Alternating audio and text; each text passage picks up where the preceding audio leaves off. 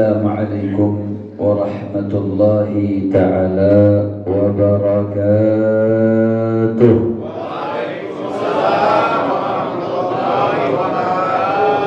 Alhamdulillahi rabbil alamin. Wassalatu wassalamil atammanil akmalanil adwamanil mutalaziman ala sayyidina wa habibina wa syafi'ina wa qurrata a'yunina nabiyyina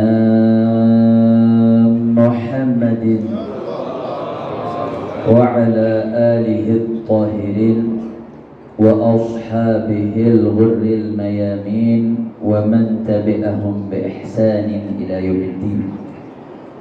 Ashhadu an la ilaha illallah wahdahu la syarika lah wa ashhadu anna sayyidana Muhammadan abduhu wa rasuluh wa safiyyuhu wa khaliluh arsala rasulahu bil huda wa dinil haqq liyudhhirahu 'ala ad-din kulli walau karihal kafirun.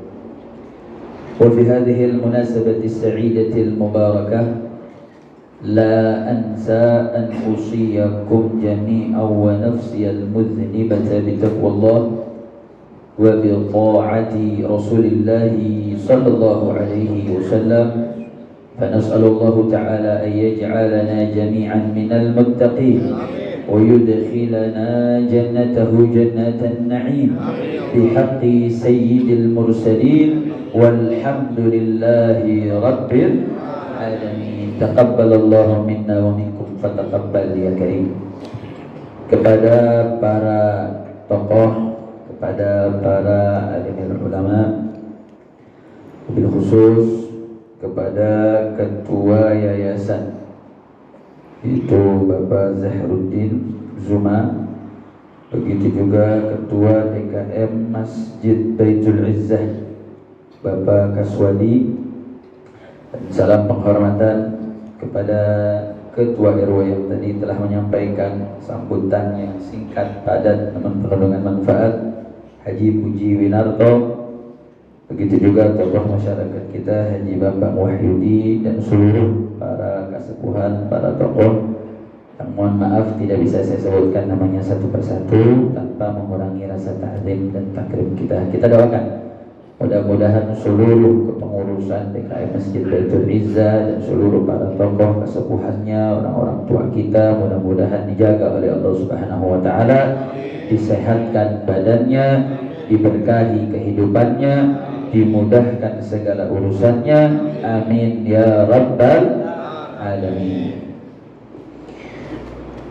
Alhamdulillah, di pagi hari yang penuh berkah ini kita masih di bulan Rabiul Awal, bulan di mana disepakati oleh para alim ulama bulan dilahirkannya junjungan kita Nabi kita Sayyiduna Muhammad sallallahu alaihi wasallam, manusia yang paling agung, ciptaan Allah yang paling mulia, makhluk Allah yang paling paripurna, yang mana mencintainya menjadi satu kewajiban, mengenalinya menjadi satu keharusan, dan itu merupakan bagian dari agama kita.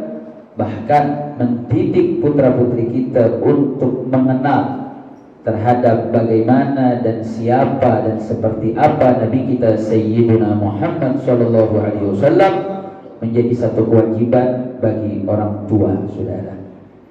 Kenapa perlu ini ditekankan? Dan begitu juga para kiai kita, para habaib kita, para tokoh.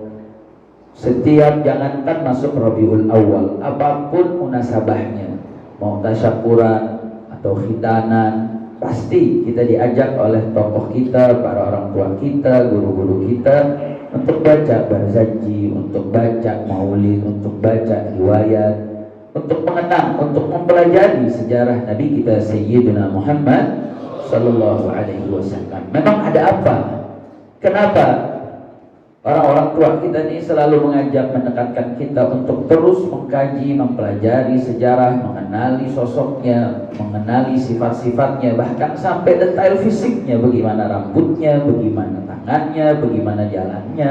Seluruh aspek kehidupan tidak ada yang luput untuk dibahas oleh para ulama kita dan diperdengarkan kepada umat untuk betul-betul mengenali. Kenapa ini semua, saudara?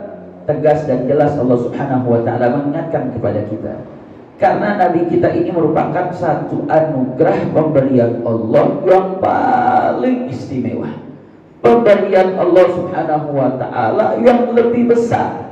Tidak ada satu pemberian yang lebih besar dibanding Allah berikan kita sosok panutan, dialah Nabi kita Sayyidina Muhammad sallallahu alaihi wasallam. Dan yang gak kalah menariknya, Allah pilih kita semua jadi umatnya Nabi Muhammad sallallahu alaihi wasallam.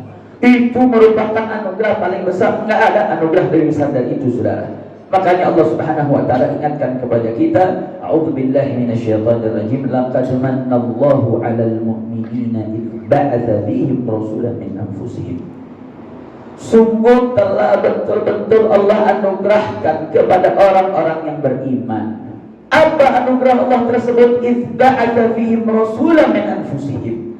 Tatkala Allah utus kekasihnya, Allah utus utusannya, dialah Nabi kita Sayyidina Muhammad sallallahu alaihi wasallam, yatlu alaihim ayatihi wa yuzakkihim wa yu'allimuhumul kitaba wal hikmata wa in kanu min qablu lafi dhalalin mubin. Shadaqallahul azim.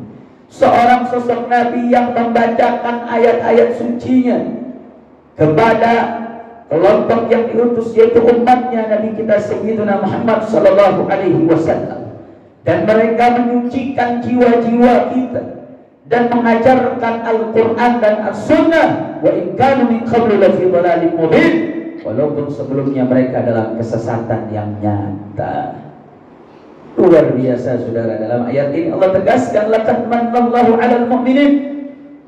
Dalam ayat ini Allah mulai dengan lamut taukid, kemudian ada huruf qad masuk ke fi'lul madhi. Barang siapa yang memahami tentang tata bahasa Arab, bahwa kalau sudah ada lam yang bermakna taukid, kemudian ada huruf qad masuk ke fi'lul madhi atau yang berarti masa lampau, itu yufidu tahqiq.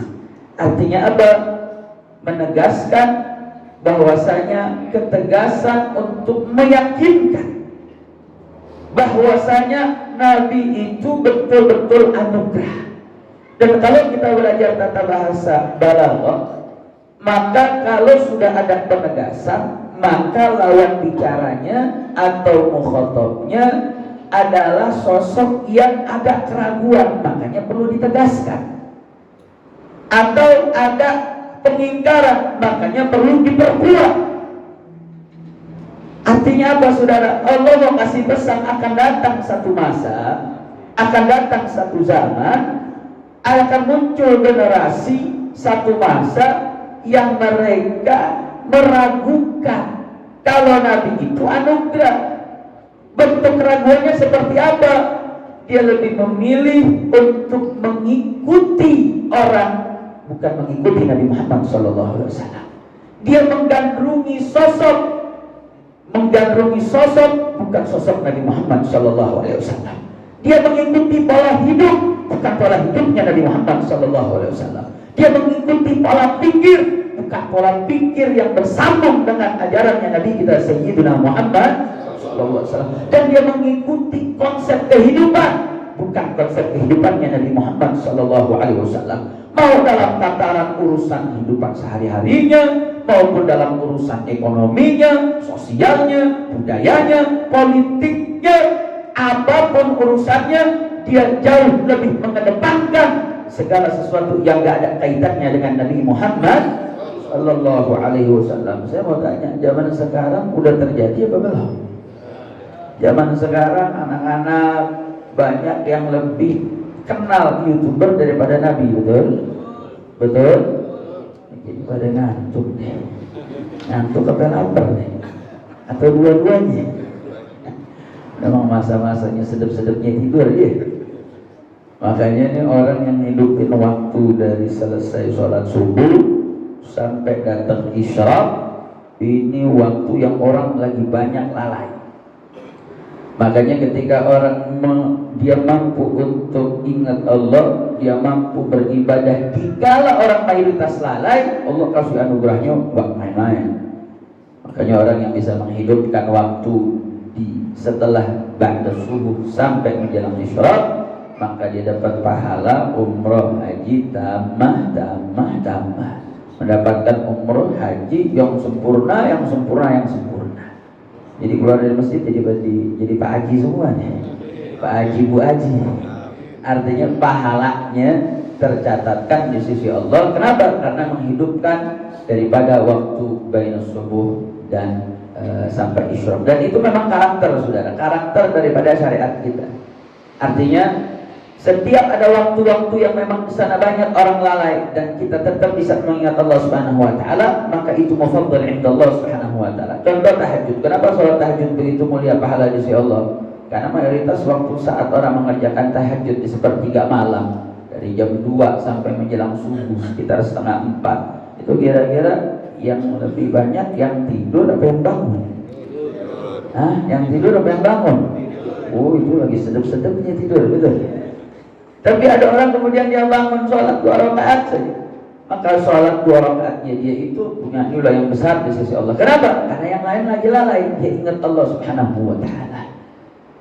Naam, saudara.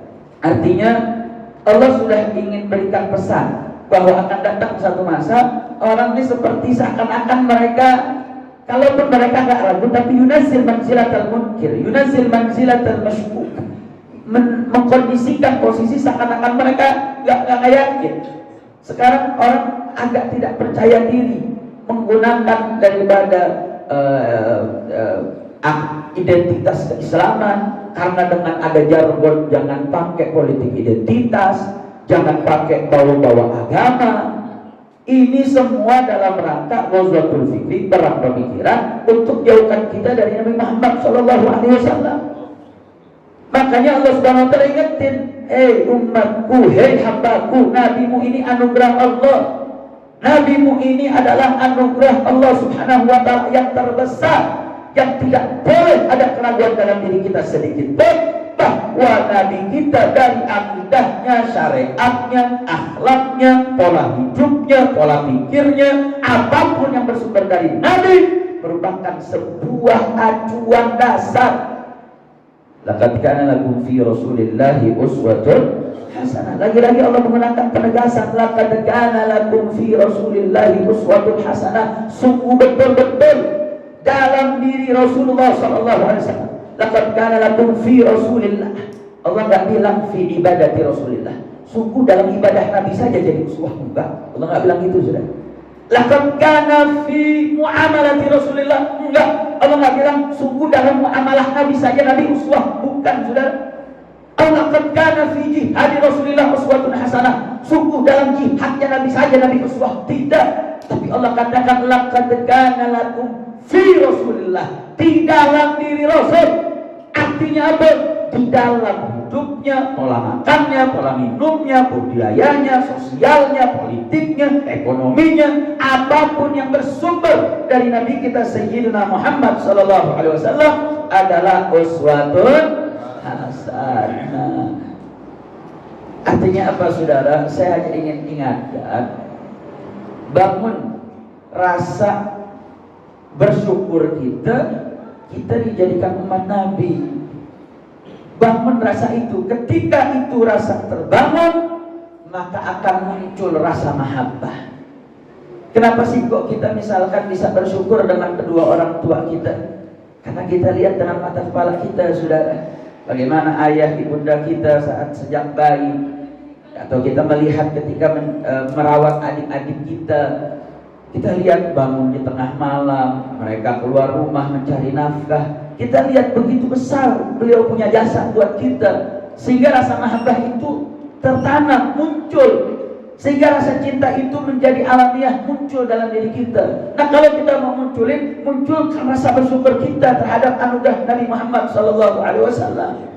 Makanya seorang ulama besar Syekh Muhammad bin Ali Al-Maliki mengarang sebuah kitab yang beliau berisi judul Al-Akhsa'is Al-Ummah Muhammadiyah, kekhususan umat Nabi Muhammad sallallahu alaihi wasallam. Beliau sebutkan ada 14 kekhususan, saya akan hanya ambil 3 saja sudah. Sebagai bentuk cara kita membangun bagaimana Allah itu betul-betul menjadikan Nabi itu sebagai sebuah anugerah yang besar, anugerah yang agung bagi kita yang wajib kita syukuri. Dan mensyukurinya tersebut dengan melahirkan kecintaan yang akan melahirkan ketaatan, sehingga kita bisa meneladani Nabi kita Sayyidina Muhammad SAW, sehingga terbangun karakter kita, baik kita generasi-generasi penerus kita. Saudara, yang pertama, Syekh Muhammad bin Ali Al-Maliki mengatakan kekhususan umat ini yang membedakan daripada umat-umat sebelumnya. Yang pertama, raf'ul isr, diangkatnya kesulitan-kesulitan yang umat dulu sulit itu diangkat, nggak ada bagi umat ini, saudara. Contoh, dulu umat-umat terdahulu, mereka kalau anggota tubuhnya terkena najis, atau bajunya terkena najis, atau tempat ibadahnya terkena najis, najisnya nggak bisa disucikan, saudara. Maksudnya, kalau tangannya kena najis, maka tangannya dipotong, saudara. Kalau bajunya kena najis, bajunya nggak bisa disucikan. Tempat di mana ada najis, tempat itu mesti dipotong, saudara. Sejadah, karpet, atau tempat yang ada najis, itu sejadah mesti dipotong, mesti dibuang, nggak bisa disucikan, saudara. Saya mau tanya, kalau syariat itu menjadi aturan kita di syariat Nabi Muhammad sekarang, kira-kira repot gak? Berat gak? Berat gak? Oh, berapa baju yang dipotong, betul? Ujung-ujungnya tiap hari beli baju. Ibu-ibu nggak ada begitu aja, bajunya banyak, betul?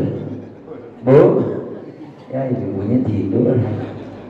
Bu, bajunya banyak gak? Banyak gak?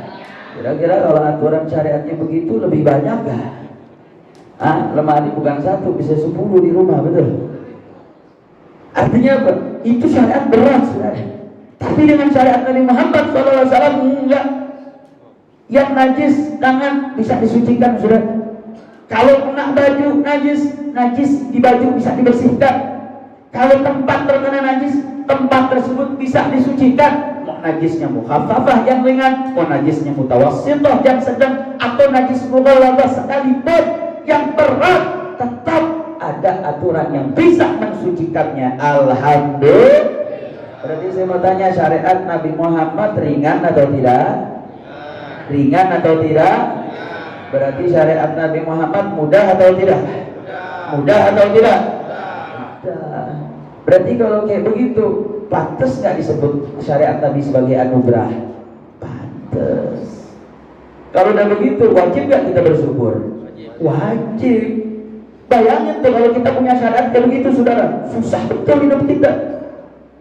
Satu. Yang kedua, di zaman umat-umat terdahulu, kalau anggota tubuh melakukan dosa, cara tobatnya itu harus berkonsekuensi terhadap setiap anggota tubuhnya. Contoh, kalau matanya buat dosa, cara tobatnya matanya mesti dicontel, saudara. Kalau tangannya buat dosa, maka tangannya mesti dipotong, saudara. Kalau kakinya yang menjadi penyebab melakukan maksiat, kakinya yang mesti dipotong, saudara. Bahkan kalau dia menyekutukan Allah, cara tobatnya dia mesti balas dengan nyawanya. Saya mau tanya, syariat Nabi terdahulu berat gak? Andai kata kalau itu terjadi di syariat Nabi kita, udah berapa mata yang dicongkel, betul? Udah berapa tangan yang dipotong, betul? Betul?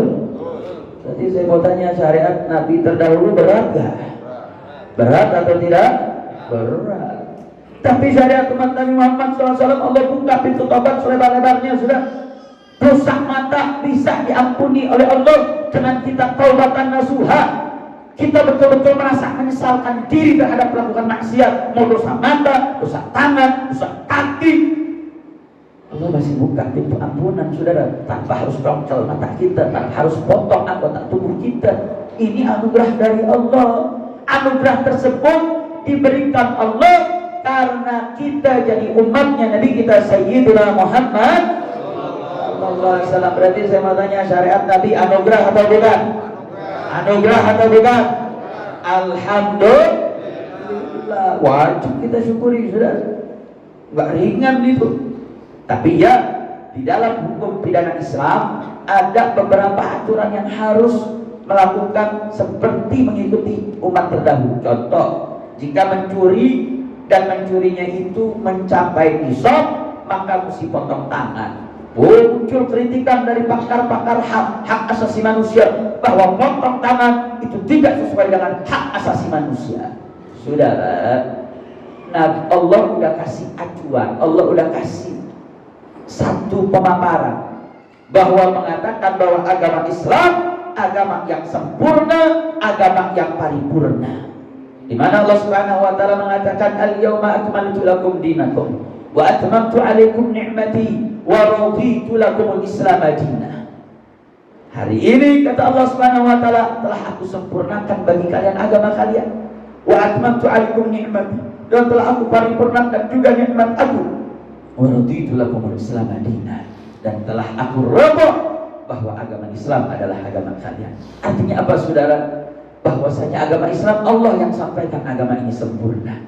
Allah sendiri yang sampaikan agama ini paripurna. Berarti dalam soal akidah keyakinannya sempurna, dalam soal aturan syariatnya sempurna, dalam soal akhlaknya sempurna. Saya mau tanya, ayat yang saya bacakan itu Al-Quran. Al-Quran itu kalam siapa? Jawab yang kompak. Al-Quran kalam siapa? Al-Quran firman siapa? Kalau Al-Quran kalam Allah, Al-Quran firman Allah, berarti informasi di dalam Al-Quran mungkin benar atau pasti benar?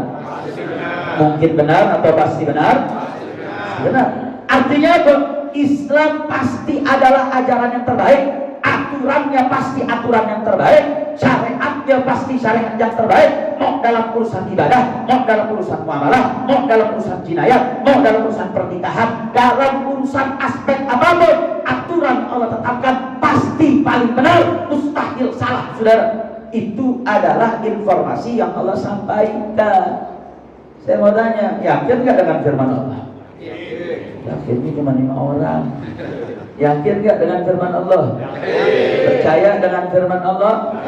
Percaya dengan kalam Allah? Takbir. Artinya apa, saudara? Allah yang jamin ini aturan sempurna paripurna. Artinya sempurna paripurna apa, saudara? Ini aturan akan layak diterapkan mau di Arab, mau di Cina, mau di Amerika, mau di Inggris, mau di Eropa, dimanapun berada, agama ini pasti akan relevan. Dan kapanpun, dimanapun, agama ini akan pasti relevan, saudara. Mau tahun 1400 tahun yang lalu, hari ini, sampai yaumul qiyamah, ajaran syariat pasti akan selalu relevan dan pasti akan menjadi sesuatu yang paling tepat sasaran. Makanya, saudara, kenapa kok misalkan dipertanyakan? Kita ambil satu sebagai sampel saja. Kenapa kok mencuri yang sudah sampai batas nisab mesti potong tangan?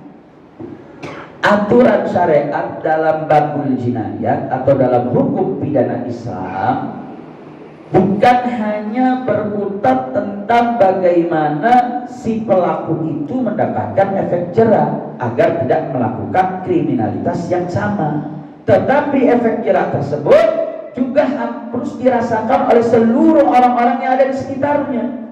Anda bayangkan, andai kata orang yang mencuri kemudian dipotong tangan jika memenuhi syarat dengan syarat-syarat yang telah ditetapkan dalam hukum pidana Islam, kemudian itu diterapkan oleh dengan tangan negara, dengan sebuah mekanisme, karena nggak bisa hukum pidana Islam kecuali harus dengan tangan negara, saudara. Itulah kenapa kebutuhan negara di dalam aturan syariat menjadi sangat penting.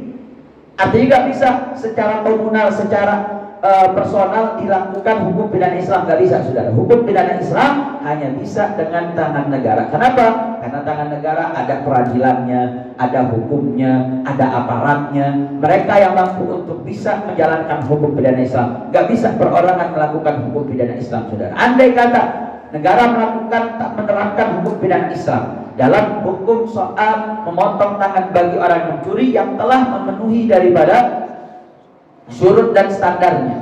Maka ketika itu dijalankan, kemudian dipotong tangan, orang-orang yang ingin mencuri ketika melihat itu terjadi, maka minimal dia akan merasa takut karena ada efek jerak yang terlihat sekarang. Dan itu akan memberikan efek sosial yang luar biasa, sehingga pasti itu akan menurunkan daripada intensitas tinggi daripada pencurian. Makanya ini yang menjadi salah satu kelebihan daripada hukum pidana Islam, saudara.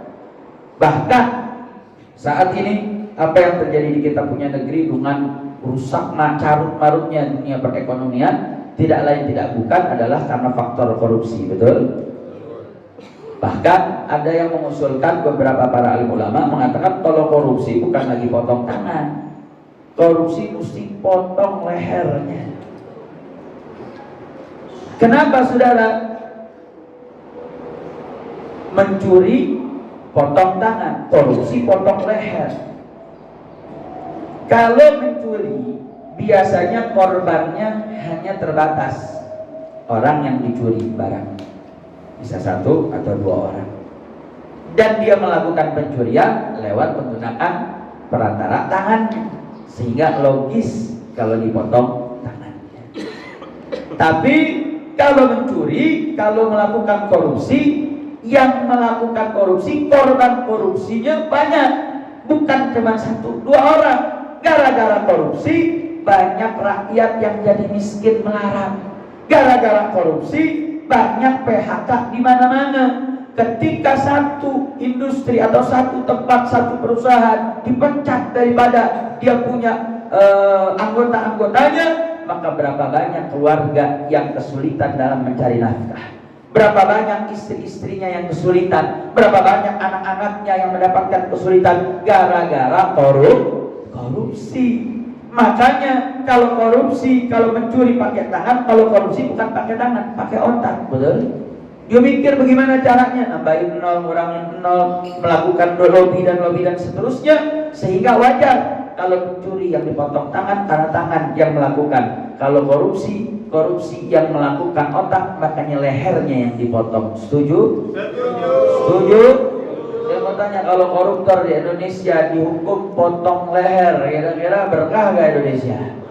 Koruptor kira-kira ada gak? Ada yang berani? Korupsi hukumannya potong leher. Sekarang orang korupsi pakai baju oranye, dia nggak punya malu dada-dada sama wartawan, betul? Udah gitu sekarang ada aturan koruptor masih boleh menjabat. Ini ngawur, saudara. Aturan apa macam ini? Kayak nggak ada orang yang baik di negeri kita, saudara.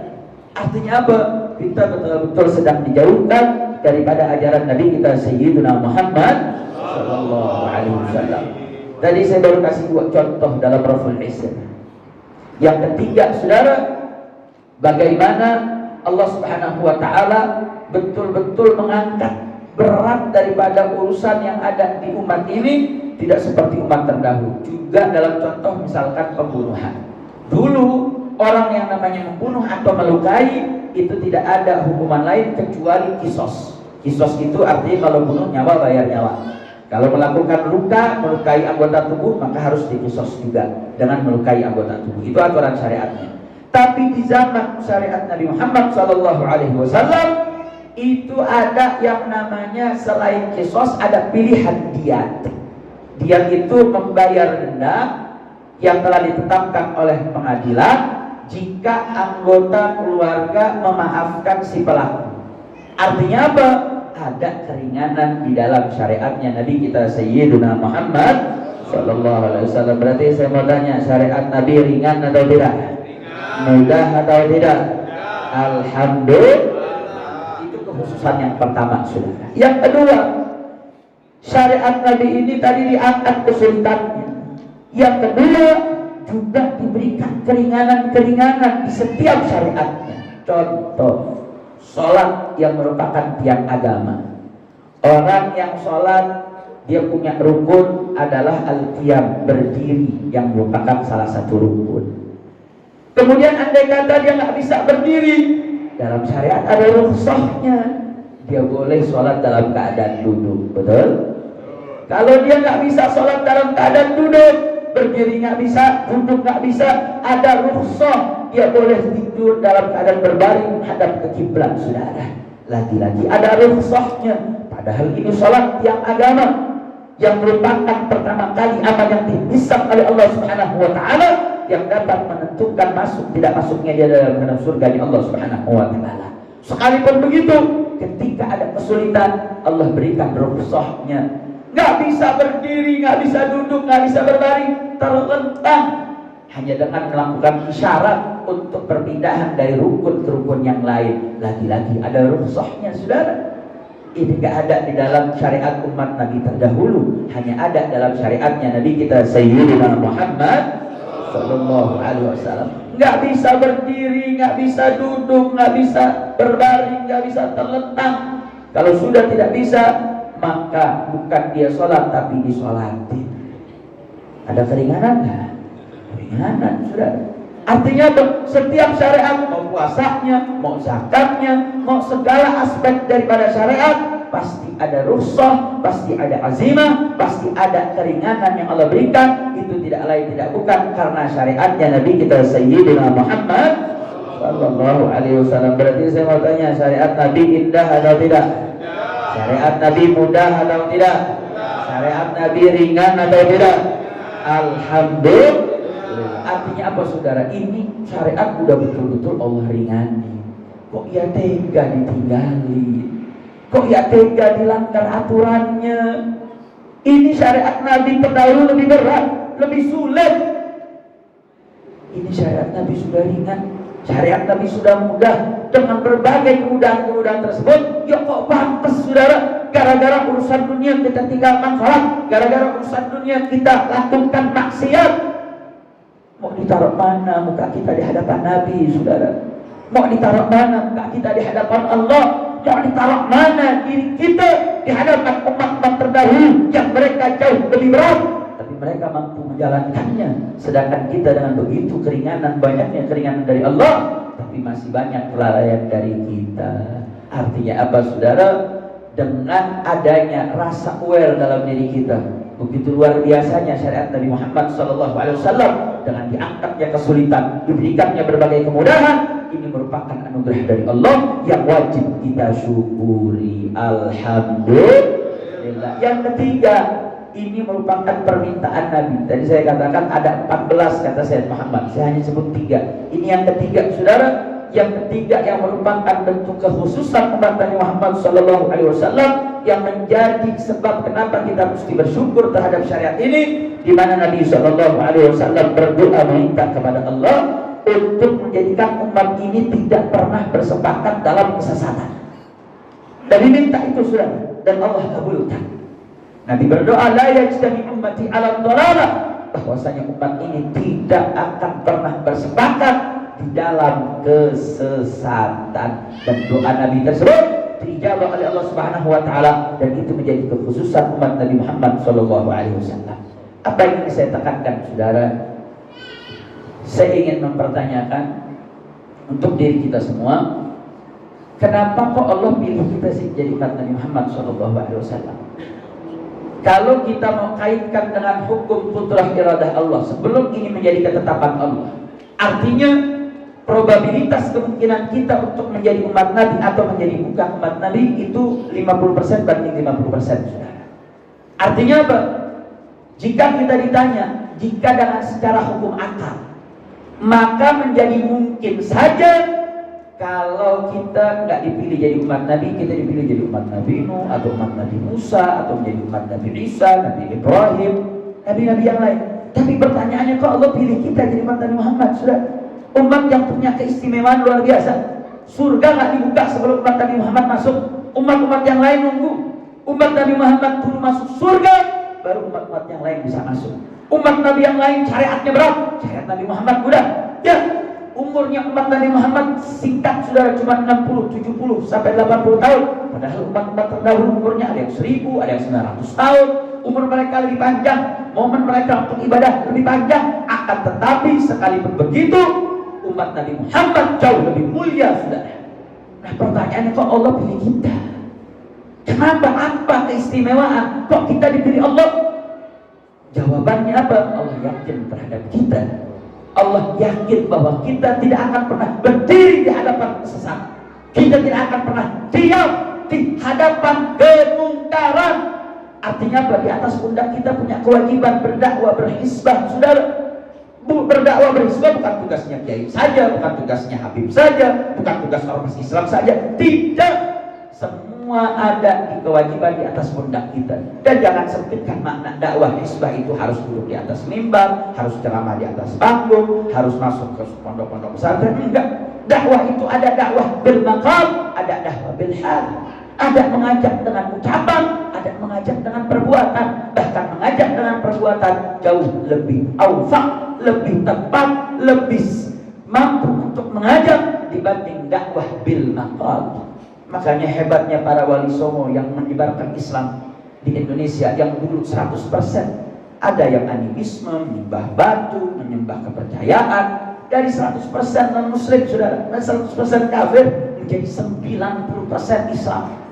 Artinya apa? Kita punya tugas untuk mengislamkan 10% sisa. Bukan malah bertambah. Saat ini sensus terbaru di tahun 2023 turun menjadi 87,5% sudah. Artinya apa?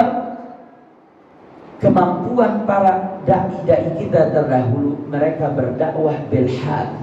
Mereka mengajak dengan berbagai macam media untuk mampu mengajak yang 100% non muslim. Nggak mungkin saudara ini dilakukan kalau tidak memiliki kemampuan berdakwah yang mapan, yang mumpuni saudara. Dari 100% kafir menjadi 90% Islam. Artinya apa? Saya hanya ingin ingatkan, di atas pundak kita punya tanggung jawab bersama. Segala macam kerusakan, mau dalam tingkat yang secara wilayah atau secara kecamatan, kelurahan, itu kita punya tanggung jawab untuk mengubahnya. Maka dengan cara apa? Ubah karena dari diri kita sendiri sudah. Bagaimana betul-betul menghidupkan Nabi Muhammad SAW dalam kehidupan kita.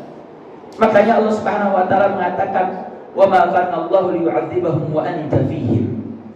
Dan tidak akan pernah, betul-betul tidak akan pernah Allah Subhanahu wa taala akan mengazab wa anta fihim, tatkala Nabi Muhammad sallallahu alaihi wasallam ada di antara mereka. Makna wa anta fihim ay wa anna manhaj Rasulullah fihim. Bahwasanya manhaj kehidupan Nabi ada dalam diri kita. Bahwasanya ajaran-ajaran Nabi Muhammad ada dalam diri kita, ada dalam keluarga kita, ada dalam lingkungan kita, ada dalam negara kita.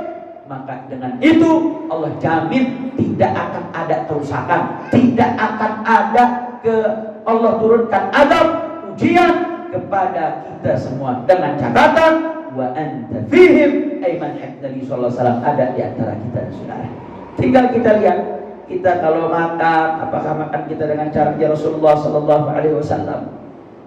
Bahwasanya tata cara ajaran Nabi Muhammad sallallahu alaihi wasallam saat ini banyak kemudian dilakukan penelitian-penelitian. Saya ambil contoh satu saudara. Kenapa sih Nabi Muhammad SAW sundahkan kita makan pakai tangan, tidak makan dengan pakai sendok? Ternyata tangan kita ini saudara memiliki enzim.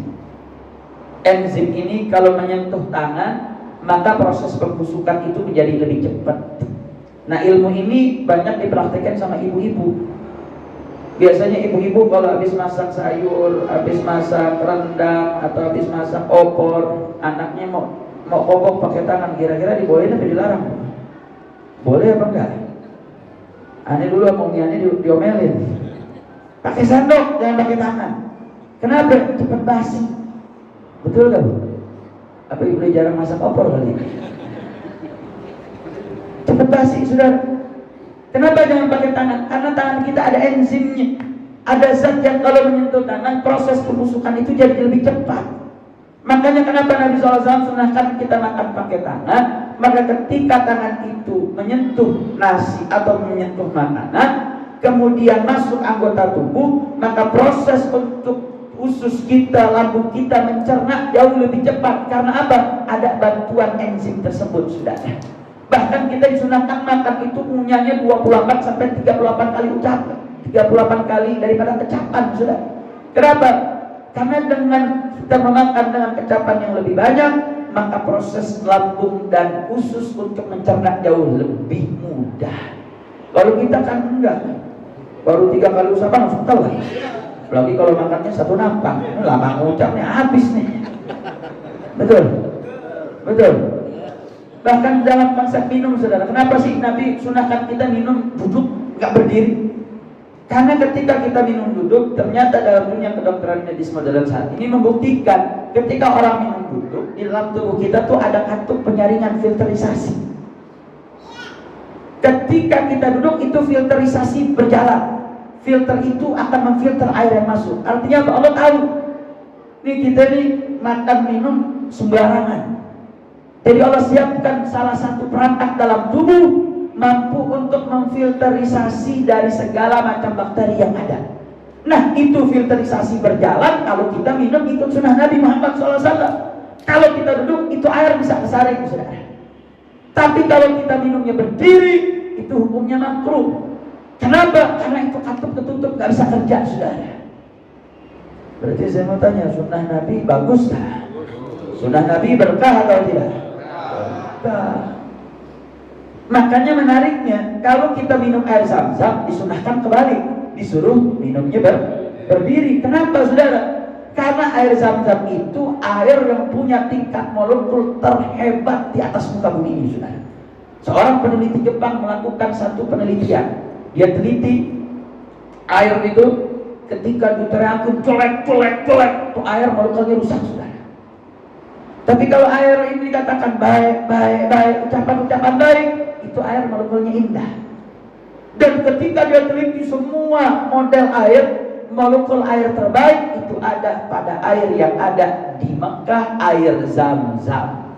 Kenapa bisa menjadi molekul dengan keindahan terbaik? Karena sumur Zam-Zam ada di bawah Ka'bah. Dan Ka'bah tidak pernah putus dengan talbiyah yang ada putaran daripada tawaf yang ada di sana, saudara. Dia selalu dengar daripada talbiyah, Al-Quran, ayat suci, zikir. Makanya ada budaya di wilayah Indonesia saat ini, kalau datang ke kiai, Pak Kiai minta bacain air dong Pak Kiai. Kenapa? Karena air yang dibacain doa atau air molekulnya jadi bagus, saudara.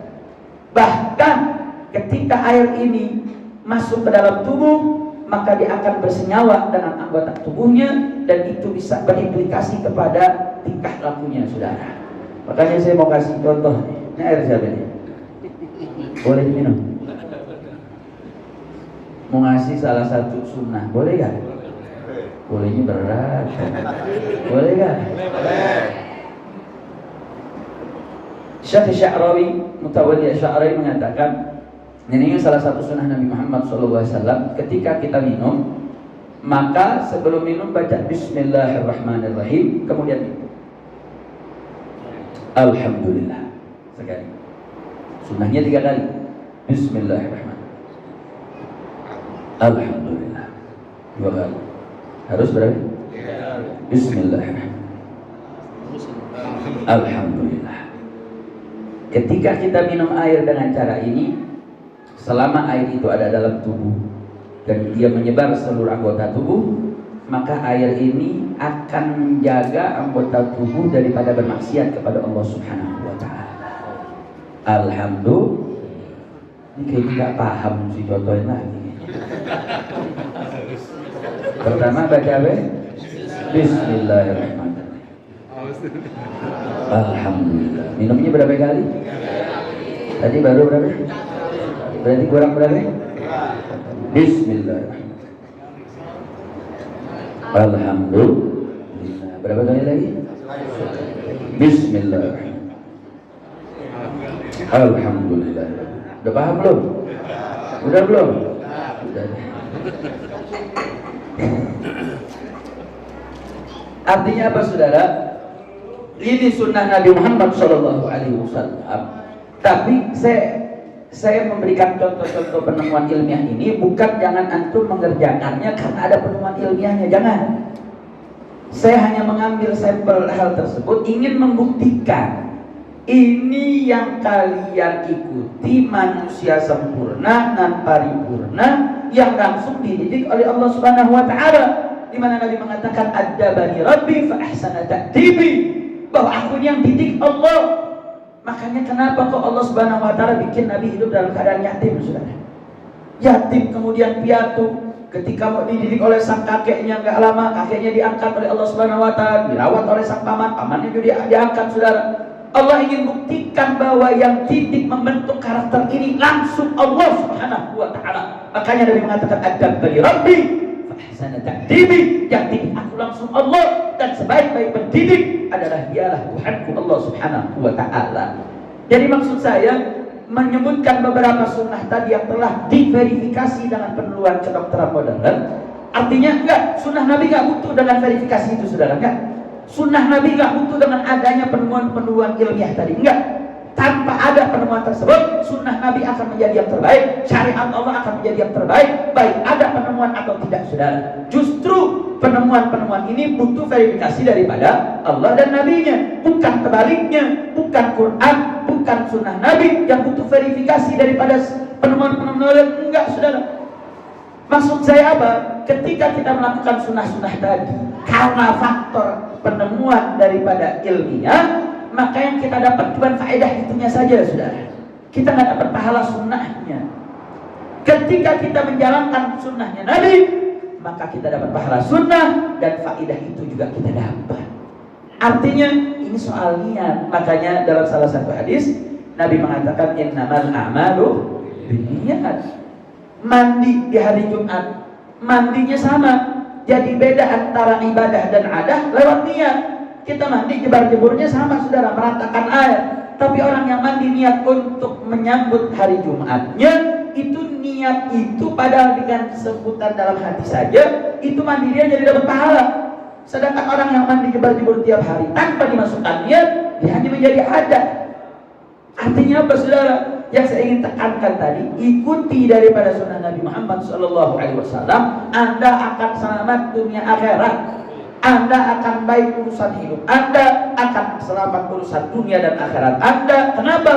Karena yang menyontohkan langsung utusan Allah Subhanahu wa taala. Saya mau tanya, jawab yang kompak, yang ciptakan kita siapa? Allah. Yang tahu baik buruk kita siapa? Allah. Makanya Allah katakan ini halal, ini haram, bukan buat Allah, bukan.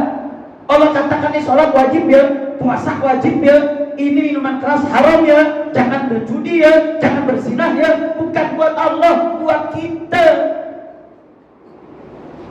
Makanya saya punya analogi, boleh beranalogi?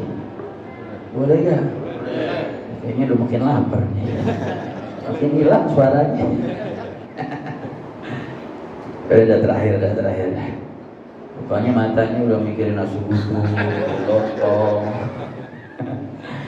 Saya sering buat analogi ini, Saudara.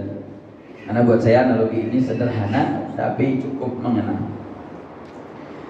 Ketika seseorang membeli TV, katakanlah TV merek Samsung misalkan, dia beli, maka TV Samsung yang beli baru, maka dia akan mendapatkan kardusnya. Di dalam kardus akan ada modulnya, ada katalognya untuk cara pemakaian, penggunaan, perawatan, dan seterusnya.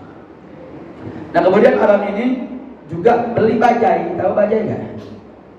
Apa? Rodanya berapa? Berapa? Sama roda itu ya. Ini orang Tangerang kan? Kira orang luar negeri. Dia beli bajai, di pabrik bajai cakep, pakai katalog juga. Ada katalog bajai. Singkat cerita, dia pengen nyalain TV. Ketika dia mau nyalain TV, dia bukan ngambil katalog Samsung, tapi katalog bajai yang diambil. Dia buka alarm satu cara menyalakan, ambil tali, dicari tali, dapat kabel TV. Nomor 2 tarik 3 kali sekencang-kencang, dia tarik, botak. Saya mau tanya, tuh TV nyala apa hancur? Nyala hancur. Kenapa hancur? Bisa ikut katalog, betul? Coba diambil katalognya TV Samsung, dibuka halaman 1, ambil kabel. Yang kedua, colok ke sumber listrik. Yang ketiga, ambil remote, tekan tombol power. Saya mau tanya, TV nyala gak? Nyala. Maksudnya apa, Saudara? saja kalau cara penggunaannya nggak ngikutin pabrik, itu TV rusak. Kalau kenapa Samsung yang buat katalognya? Karena tuh pabrik Samsung yang cetak tuh TV. Dia yang rakit tuh komponen, dia yang satukan tuh komponen, dia yang tahu ini TV bagaimana cara nyalainnya, gimana ngelawatnya. Kenapa pabrik Samsung yang lebih tahu? Karena pabrik Samsung yang buat, pabrik Samsung yang rakit, pabrik Samsung yang lebih tahu untuk cara merawat dan menggunakannya. Makanya ketika kita pakai tata cara pabrik yang lain, rusak. Kenapa? Karena tuh pabrik nggak tahu, saudara. Bukan dia yang buat. Artinya apa? Kalau kita mau baik, ya ikutin dong aturan pabrik yang buat kita. Yang ciptakan kita Allah, maka yang tahu baik buruk kita Allah. Yang ciptakan kita Allah, maka ikuti aturan Allah Subhanahu wa ta'ala. Allah katakan salat wajib, maka sami'na wa ata'na. Ikuti, jalankan, mau berat, mau ringan, apapun aturan Allah, sami'na wa ata'na. Jangan sami'na wa pikir-pikirna. Nah, di duitnya nggak nih ya? Saya pikir-pikir dulu lah. Ini aturan Allah. Kalau Allah katakan ini haram, selesai saudara. Mau Anda tahu, Anda tidak tahu, mau Anda paham, Anda tidak paham, selama aturan Allah, sami'na wa ata'na, kami dengar, kami taat. Sekali lagi saya mau tanya, yang ciptakan kita siapa? Yang ciptakan kita siapa? Yang tahu baik buruk kita siapa? Allah. Artinya apa? Kalau kita ikut aturan Allah, kita gak bakal rusak, saudara. Tapi kalau berani-berani kita langgar aturan Allah, siap-siap kita rusak. Bisa rusak di dunia sampai rusak di akhirat. Na'udzubillah min dzalik. Maka lihat saudara, saat ini lagi ada fenomena berbahaya. Fenomena ini yang harus jadi PR kita bersama. Dan mudah-mudahan di ruangan ini, di masjid ini, gak ada yang terkena fenomena ini, saudara. Amin ya rabbal alamin. Saat ini sedang marak satu kedaruratan, yaitu judi online. Ini kedaruratan ini berbahaya, saudara. Kenapa? Karena ini sudah menjadi satu sindikat yang sangat sistematik yang ada di kita punya negeri, bahkan sudah menyentuh sampai level terendah di kita punya negeri. Dulu orang kalau mau main judi mesti nyari warung remang-remang, saudara. Dia mesti nyari tempat perjudian yang menyiapkan alatnya, menyiapkan tempatnya, ada bosnya. Dia mesti pergi dulu, saudara. Itu dulu yang namanya judi offline. Sekarang dengan adanya judi online, nggak perlu ke warung remang-remang, saudara. Dia keluar dari handphone dia bisa main judi. Bahkan untuk top up-nya itu bisa sampai yang paling rendah 10.000 rupiah dia udah bisa main judi, saudara. Dengan gamenya, dengan permainannya. Artinya judi mau offline, mau online, judi tetap haram. Bahkan melakukan daripada judi online tersebut hukumnya dosa besar. Dan kenapa saya katakan ini sudah menjadi satu hal yang mengerikan dan menakutkan, saudara? Saya mendapatkan satu riset saat ini PPATK membuat laporan dari tahun 2017 sampai 2022 perputaran uang yang beredar di dalam judi online semenjak 2017 sampai 2022 itu menyentuh angka 200 triliun. Dari keuntungan, dari bonus yang dibayarkan, dari top up itu jika dijumlah, PPATK punya datanya sudah 200 triliun. Ini bukan nilai yang kecil, ini nilai yang besar. Bahkan ya saudara, mereka ini punya sindikat, mereka punya lapisan-lapisan dengan tugas masing-masing. Bahkan mereka masuk sampai ke kampung-kampung. Salah satu diwawancara mereka mengatakan bahwasanya mereka diminta untuk masuk kampung-kampung untuk memperkenalkan judi online dan harus menjaring di setiap wilayah orang untuk main judi online, saudara. Makanya jangan heran, mungkin di antara bapak ibu dapat kiriman SMS, dapat kiriman WA untuk pasang slot, untuk pasang judi, karena mereka punya sistematik, saudara. Ya, di Indonesia alhamdulillah judi itu masih dilarang, masih ada undang-undang yang melarangnya. Tapi ada beberapa negara yang melegalkan. Salah satunya Kamboja yang menjadi tempat beberapa situs-situs besar untuk mereka bangun situs-situs tersebut. Dan alhamdulillah Menkominfo yang punya wewenang dalam hal ini sudah melakukan beberapa kebijakan-kebijakan yang cukup baik, saudara. Dengan apa? Dia tutup beberapa hampir ratusan ribu situs-situs judi online. Tapi ini gak cukup cuma nutup situs. Kenapa? Jangan cuma fokus di hilir, mesti dari hulu sampai hilir. Artinya apa? PPATK kan tahu alur daripada transfer ini. Dia tahu alurnya. Artinya dia tahu di mana hulu, di mana hilir. Harusnya bukan cuma hilir situs-situs yang dia berantas, tapi masuk sampai ke ranah bos-bosnya, bohir-bohirnya. Kenapa ini kemudian seakan-akan dibiarkan? Karena saya dapat kabar burung. Kabar apa? Kabar burung. Burung boleh nggak ngasih kabar? Boleh nggak? Boleh. Kalau burung ngasih kabar juga nggak ada pasalnya, betul? Burung. Kata kabar burung apa? Saat ini tim yang dulu dikepalai oleh Sambu, yang dulu punya tim dengan skala yang besar secara nasional, dan dulu sempat hampir dibubarkan atau bahkan dibubarkan, tim itu mulai aktif lagi dan fokus untuk judi online. Kenapa? Karena judi online punya nilai yang fantastis dari segi keuangannya. Tujuannya apa? Untuk menyambut pesta demokrasi 2024. Karena kalau udah pemilu banyak serangan tuh, ada serangan fajar, serangan zuhur, serangan asar. Betul? Betul? Di sini ada serangan juga nggak nih? Mudah-mudahan di sini nggak ada serangan. Amin. Amin. Ya Rabbal Alamin. Artinya apa saudara? Ini PR luar biasa. Kenapa? Saya sedih. Saya dapat satu video, ada seorang ibu-ibu berkerudung di pinggir jalan di trotoar, dibawa satu poster tulisannya saya jual ginjal. Saya jual ginjal saya. Dinas sosial Angkot dibawa ke kantor dinas sosial, ditanya kenapa ibu kok jual ginjalnya? Apa gerangan sebabnya? Dibilang saya terlibat utang. Utang di mana? Utang di pinjol pinjaman online. Kok bisa sampai terlibat kena pinjol online? Emang berapa nilainya kok sampai jual ginjal? Dibilang saya terlibat nilai sampai 300 juta. Apa sebabnya? Gara-gara anak saya main judi online. Gara-gara anak main judi online, dia top up, dia masuk lewat entah bagaimana pinjaman online sampai limit yang dia terlibat, terikat sampai nilai 300 juta. Anak kecil main judi online, karena antara ekosistem judi online dan pinjol itu saling beririsan, saudara. Dan ini PR kita bersama. Ini sudah sangat-sangat mengkhawatirkan. Artinya apa? Sebagaimana tadi kekhususan dari umat Nabi Muhammad SAW, la yajtami ummati ala dhalalah. Umat ini tidak akan pernah bersepakat dalam kesesatan. Artinya apa? Siapapun kita, apapun peran kita, bantu sudah. Bagaimana ingatkan dan periksa anak-anak kita sudah.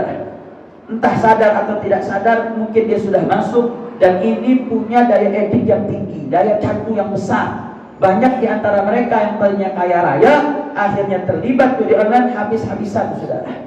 Dan ini merupakan PR besar darurat untuk kita semua. Mudah-mudahan Allah selamatkan kita daripada segala macam musibah, dan itu semua bisa kita selamatkan dengan kita kaitkan diri kita kepada Nabi kita Sayyidina Muhammad sallallahu alaihi wasallam. Artinya apa, saudara? Ya, alhamdulillah ini perayaan Maulid di mana-mana, termasuk di masjid ini. Jangan jadikan perayaan ini hanya sekedar seremonial. Oh, kampung sono udah buat Maulid, kita buat juga yuk. Oh, masjid sono udah buat, kita buat juga yuk. Enggak, bukan itu yang diinginkan para pendahulu kita dengan mengarang bargajinya, mengarang Maulid daibainya, mengarang sekiturornya, mengarang berbagai macam daripada Maulid-Maulidnya. Itu bukan hanya sekedar untuk kita didendangkan dengan tim hadrohnya, diperdengarkan nada yang indahnya. Enggak sesederhana itu, saudara. Kenapa kemudian ini dibuat? Di setiap segala seremonial diadakan dalam rangka tujuan untuk bisa mengenalkan kita jauh lebih dalam kepada Nabi Muhammad SAW. Kalau kita sudah kenal, pasti kita cinta. Kalau kita sudah cinta, cinta yang jujur, cinta yang benar adalah cinta yang melahirkan ketaatan. Al-mahabbah as-sadiqah, al-mahabbah allati tuwallidu ta'ah. Kecintaan yang jujur adalah kecintaan yang melahirkan daripada ketaatan. Maka 1000 maulid kita hadirin, tapi pulang dari 1000 maulid gak ada perubahan dalam hidup kita, gak ada perubahan dalam salat kita, gak ada perubahan dalam sunnah yang kita kerjakan. Karena hati-hati Pak Bu, ada satu ungkapan menarik dari ulama mengatakan, man tahawana 'alal adab fa'uqiba bihirmanil sunan, wa man tahawana 'alas sunan fa'uqiba bihirmanil fard, wa man tahawana 'alal fard fa'uqiba bihirmani al-iman wa man tahawana wa admana 'alal ma'siyah fa'uqiba bisu'il khatimah. Seorang ulama mengatakan mentahawana 'alal adab, siapa yang ngentengin, ngegampangin, ini kan cuma adab, ini kan cuma pola saja, ini kan cuma cara jalan, ini kan cuma cara minum, ini kan cuma ngeremehin dalam soal adabnya dari Muhammad sallallahu alaihi wasallam, fa'uqiba bihirmanil sunnah, maka dia akan dihukum oleh Allah, diharamkan menjalankan sunnah-sunnahnya. Wa man tahawana 'ala sunnah, siapa yang mentengin sunnah, ini kan cuma sunnah qabliyah, ini kan cuma sunnah ba'diyah, ini kan cuma sunnah puasa, ini kan cuma meremehkan menjalankan sunnah, fa'uqiba bihirmanil fard, maka dia akan dihukum, akan terharamkan mengerjakan perbuatan yang wajib. Dia bakal berat kerjain yang wajib, saudara. Kenapa? Karena dientengin ngerjain sunnah. Ini kan cuma sunnah. Karena zaman sekarang sunnah tuh kayak jadi dalil untuk ninggalin. Asywa kan sunnah. Artinya sunnah kan jika dikerjakan dapat pahala, jika tidak ditinggalkan tidak dapat dosa. Saudara, ulama dulu, orang dulu sunnah itu jadi motivasi ngerjain. Oh ini karena sunnah, saya mau kerjain. Oh ini sunnah duha, saya mau kerjain. Oh ini tahajud, saya mau kerjain. Bukan sunnah jadi dalil buat ninggalin. Man tahawana 'ala sunnah fa'uqiba bihirmanil fard. Orang yang nyentengin sunnah, jangan kaget, dia bakal akan mudah meninggalkan yang wajib. Wa man tahawana 'alal fard, siapa yang nyentengin dalam urusan wajib, yang wajib dia gampang dia tinggalin, gara-gara urusan cari duit, dia tinggalin salatnya, dia tinggalin puasa wajibnya, dia banyak melakukan pelanggaran-pelanggaran aturan syariatnya, maka fa'uqiba bihirmanil iman, maka dia akan diharamkan daripada rasa keimanan. Imannya akan dicabut oleh Allah Subhanahu wa taala. Wa man tahawana wa adbana 'alal ma'asi, siapa yang nyentengin dan terus-menerus dalam maksiat, dia akan keluarkan diri dia dalam maksiat, fa'uqiba bisu'il khatimah, maka dia akan diakhirkan mendapatkan akibat dalam keadaan mati su'ul khatimah. Na'udzubillah min dzalik. Maka saya mau tanya hadir di sini, kira-kira mau mati su'ul khatimah apa husnul khatimah? Su'ul khatimah atau husnul khatimah? Kalau mau mati husnul khatimah, jangan cuma fokus sama fard, mulai dari adab. Jaga adabnya, sunnah akan kejaga. Jaga sunnahnya, fardunya akan kejaga. Maka kalau fardunya kejaga, imannya bakal kejaga. Kalau imannya kejaga, maka akan mati dalam keadaan husnul khatimah. Tapi kalau dia nyentengin adab, sunnah bakal lewat. Kalau sunnahnya udah lewat, maka wajibnya bakal juga lewat. Kalau sudah wajibnya dia banyak tinggal dan dia lewatkan, imannya sedikit demi sedikit akan terkikis, maka dia akan mati dalam keadaan su'ul khatimah. Saudara, kalau di dunia kita masih ada masa jeda mati dan ada kehidupan setelahnya. Artinya ini masa-masa pengujian kita.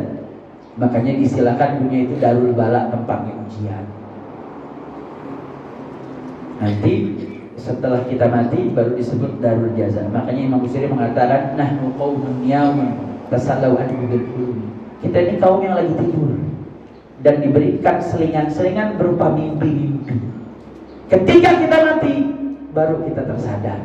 Ya Allah, ngapain ada dulu berebut duit, berebut harta, ternyata harta itu bukan jadi keuntungan, malah jadi beban buat hidup kita. Kenapa dulu harta anda kekeprit, bukan anda bagi untuk sedekah, untuk bangun pondok pesantren, bangun masjid, membantu kehidupan berdakwah, membantu kehidupan sudah fisabilillah. Ternyata itu menjadi beban yang kita peributkan, sampai ngorbanin waktu, ngorbanin sholat kita, ternyata itu jadi beban kita. Itu kita baru sadar nanti setelah kematian, saudara. Selama hayat masih di kandung badan, kita masih punya peluang untuk taubat, kita masih punya peluang untuk memohon ampun kepada Allah. Tapi kalau sudah kematian, sudah sampai di ujung kerongkongan kita, maka yang akan ada hanya penyesalan. Makanya saudara, ketika orang sudah mati, maka kemudian di situ kita lihat seberapa besar cinta kita kepada Nabi seberapa besar itu pula kesempatan kita dapat pertolongan dari Rasulullah SAW. Pejabat kita nggak bisa nolong kita, saudara. Atasan kita nggak bisa nolong kita. Apa yang saat ini kita lakukan tidak lain tidak bukan bagaimana perbesar Nabi kenal kita, perbesar cara Nabi bisa bela kita. Artinya apa? Yang bisa nyelamatin kita yaumul qiyamah cuma Nabi Muhammad SAW. Jangankan pejabat atasan kita, saudara. Nabi Adam alaihissalam, Nabi ulil azmi, semua mengangkat tangan nafsi, diri urusan. Illa satu, Nabi kita Sayyidina Muhammad SAW, ana laha, aku untuk umatku, aku untuk umatku. Artinya apa? Perbesar, saudara. Gimana cara perbesarnya tadi? Jalan sunnahnya, jaga adabnya, jalankan kewajibannya, pelajari sejarah nabinya, perbesar rasa cinta kita, tularkan ke anak kita, tularkan ke lingkungan kita, perbesar apa Nabi Muhammad SAW dalam kehidupan kita, termasuk perbanyak sholawat kepada Nabi Muhammad SAW. Ini sholawat ibadah yang kagak ada ceritanya ditolak. Mau khusyuk gak khusyuk, mau suci gak suci, mau dalam keadaan tidur gak tidur, mau dalam keadaan apapun, sholawat pasti diterima oleh Allah Subhanahu wa ta'ala. Sholawat ibadah yang ringan tapi pahalanya besar, dan itu yang bisa mengenalkan kita, saudara. Bahkan sholawat itu termasuk birrul walidain, upaya kita berbakti ke orang tua. Kenapa? Karena diwakilkan malaikat dua untuk menyampaikan sholawat kita kepada Nabi, dan disebut nama dan nama orang tua kita. Artinya apa? Semakin kita banyak sholawat, Nabi semakin dengar nama kita. Semakin banyak kita didengar sama Nabi Muhammad SAW, maka semakin banyak kesempatan kita diselamatkan oleh Allah Subhanahu wa ta'ala. Maka sebagai penutup, saya akan bacakan satu uslub fikir. Ini disusun oleh Imamul Haddad. Jadi ada seorang mustarsyid datang ke Habib Umar bin Abdul Rahman Al-Attas yang mengarang Ratib Al-Attas. Beliau ditanya, ya Habib, apa zikir yang paling manfaat di akhir zaman? Beliau sebutkan al-istighfar wa salatu ala Rasulillah SAW.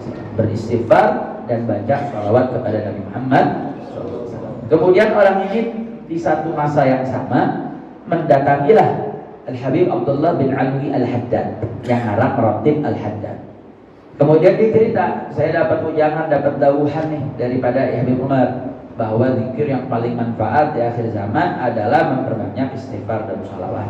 Kemudian Imam Haddad memberikan satu zikir, yang zikir ini kalau dibaca 11 kali dalam satu hari, maka zikir ini sudah memenuhi apa yang tadi Habib Umar kasih arah.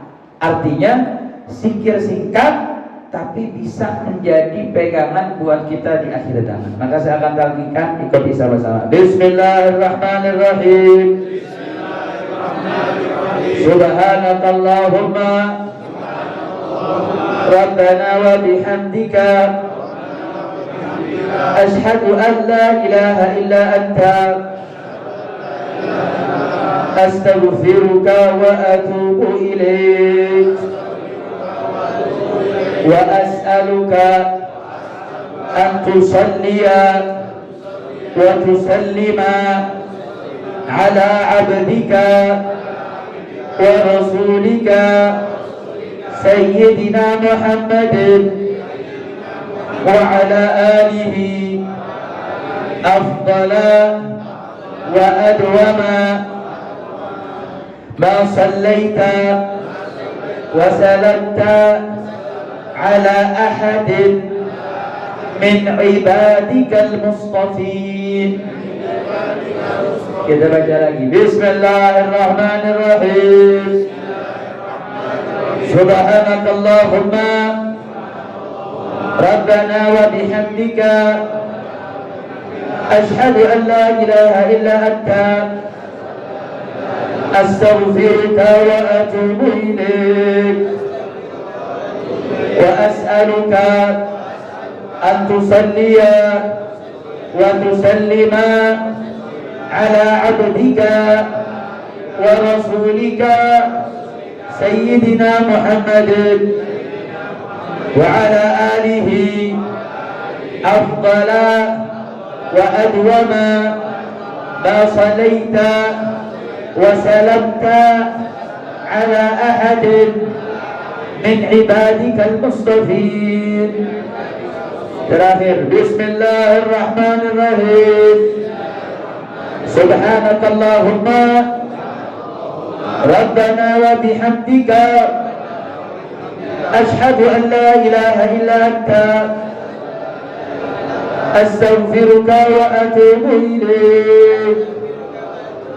Wa as'aluka an tusalliya wa tusallima ala abdika wa rasulika Sayyidina Muhammadin wa ala alihi afdala wa adwama ma salaita wa salamta ala ahadin min ibadikal mustafin.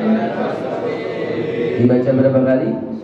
11 kali. Artinya mau baca habis subuh 2, habis zuhur 2, habis asar 2, habis maghrib 2, isya 3, jadi 11 boleh. Atau baca sekali duduk 11 terserah. Itu amalan daripada Imam Haddad yang merupakan representatif daripada arahan Al-Habib bin Abdurrahman Al-Attas. Mudah-mudahan perayaan Maulid ini semakin mempertegas kita untuk semakin mengenali Nabi kita, agar terdorong kita semakin bersyukur, sehingga kita semakin terpaut hati kita, sehingga terdorong menjalankan sunnah tadi betul-betul didasari dengan kecintaan. Maka kita akan lihat perubahan yang signifikan dalam kehidupan kita, baik di dunia sampai di akhirat. Karena dengan itu semakin besar juga peluang kita diselamatkan oleh Allah Subhanahu wa taala lewat syafaat Nabi Muhammad SAW. Karena kita nggak bisa menjamin sholat kita mungkin syarat dan hukumnya terpenuhi, tapi bisa ditolak atau diterima oleh Allah Subhanahu wa taala. Sehingga yang bisa nyelamatin kita cuma Nabi Muhammad SAW. Jadi momentum Rabiul Awal ini, kalau saya punya guru Syekh Yusri Jabri selalu mengingatkan, kalau memungkinkan dan harus bisa dimungkinkan, artinya antum harus bisa punya target dalam 1 tahun itu ada 1 kitab sejarah Nabi yang antum selesaikan baca untuk betul-betul kenal. Bagus kita dengar maulid, kita dengar sejarah, tapi banyak di antara kita mungkin hafal, ikut dauhan daripada sejarah-sejarah kitab seperti Sibtul Dolar, Barzanji, tapi terkadang kita nggak tahu. Padahal itu kitab meringkas kita dari berbagai referensi. Sekelas Habib Ali Habib Ali Habsyi, beliau seorang muhadits besar. Beliau kumpulkan dari referensi sekian kitab-kitab hadis menjadi 1 buku yang ringkas dengan tatanan bahasa yang indah. Tujuannya apa? Meringkas bagi kita untuk mengenal Nabi kita lewat karya-karya tersebut. Artinya kalau kita bisa kemudian baca terjemahnya, kemudian kita kembangkan membaca kitab-kitab sejarah, targetin bagaimana kita bisa menargetkan dalam urusan dunia kita, kok kita nggak bisa menargetkan dalam urusan Nabi kita. Dan semakin kita kenal, semakin kita cinta, itu peluang kita semakin selamat di akhirat semakin besar. Artinya semakin kita malas, semakin kita pelit untuk kita siapkan waktu kita buat Nabi Muhammad SAW, ya semakin pelit dan sedikit juga kesempatan kita diselamatkan. Karena gak ada yang bisa nyelamatin selain Nabi Muhammad SAW. Mudah-mudahan apa yang saya sampaikan ini bermanfaat. Jika ada yang salah, saya tanya dari Al-Fakir dan saya mohon maaf. Jika ada pemilihan kata yang gak tepat, mungkin ada hal-hal yang bisa membuat tidak bermanfaat, saya mohon maaf. Kami itu maaf yang sebesar-besarnya. Ini yang bisa saya sampaikan. Mohon maaf atas segala kekurangannya. Wabillahi taufiq wal hidayah. Assalamualaikum warahmatullahi wabarakatuh. Baik, kita tutup, kita baca suratul Fatihah. Kita niatkan untuk orang-orang tua kita, guru-guru kita yang sudah mendahului kita, maupun tokoh-tokoh sepuh daerah saat ini yang sudah mendahului kita. Kita niatkan baca suratul Fatihah ini, kita niatkan untuk mereka-mereka diampuni dosanya, diangkat derajatnya, ditinggikan posisinya di sisi Nabi Muhammad SAW. Dan yang kedua, kita lihatkan juga di semua yang hadir di sini, mudah-mudahan yang sakit diangkat penyakitnya, yang punya usaha-usahanya diberkahi, yang punya kesulitan-kesulitannya dimudahkan, yang belum dapat jodoh dientengin jodohnya, yang sudah berkeluarga dijadikan keluarga sakinah mawaddah warahmah, dan anak-anak keturunan kita dijadikan anak-anak keturunan yang salih dan salihat, yang bisa membanggakan Allah dan Rasulnya, dan kehidupan kita semakin didekatkan dengan kehidupan Allah dan Rasulnya, untuk kita menjadi anak-anak pribadi yang berbakti kepada Allah dan Rasulnya. Dan yang ketiga, saya minta keikhlasannya untuk diniatkan kepada guru kita bersama Habib Muhammad Rizk bin Husain Syihab dan seluruh para alim ulama yang selalu setia istiqamah bersama umat dan rakyat untuk diberikan kekuatan, ketabahan, ketegaran dan kemenangan dalam setiap langkah juangnya. Ala hadhihi niyyah ubulinatul salihah wa ala ma nawa imamuna al-akbar Habib Muhammad Rizk bin Husain Syihab wa ala ma nawa salafuna salihin bisirril Fatihah. أعوذ بالله من الشيطان الرجيم بسم الله الرحمن الرحيم الحمد لله رب العالمين الرحمن الرحيم مالك يوم الدين إياك نعبد وإياك نستعين اهدنا الصراط المستقيم صراط الذين أنعمت عليهم غير المغضوب عليهم ولا الضالين وفن كريم وفن رحيم اللهم ببر سورة الفاتحة وبكرامة سورة الفاتحة وبالمعجزات سورة الفاتحة وبمن أنزلت عليه سورة الفاتحة حبيبك نبينا محمد صلى الله عليه وسلم اللهم اقض حوائجنا من حوائج دينية ودنيوية والأخروية الحسية والمعنوية الظاهرة والخفية بجاه خير البرية مع راحة في قلوبنا وبدننا والسلام والعافية في ديننا ودنيانا اللهم اهدنا بهداك واجعلنا ممن يسارع في رضاك ولا تولينا وليا سواك ولا تجعل ممن خالف أمرك وحصاك وحسبنا الله ونعم الوكيل نعم المولى ونعم النصير رب اغفر لنا ولوالدينا رب اغفر لنا ولوالدينا رب اغفر لنا ولوالدينا وارحمنا كما ربونا صغارا ربنا آتنا في الدنيا حسنة وفي الآخرة حسنة وقنا عذاب النار صلى الله على سيدنا محمد النبي الأمي وعلى آله وصحبه وسلم والحمد لله رب العالمين. Demikian ini yang bisa saya sampaikan, mudah-mudahan bermanfaat. Wabillahi taufiq wal hidayah. Assalamualaikum warahmatullahi wabarakatuh.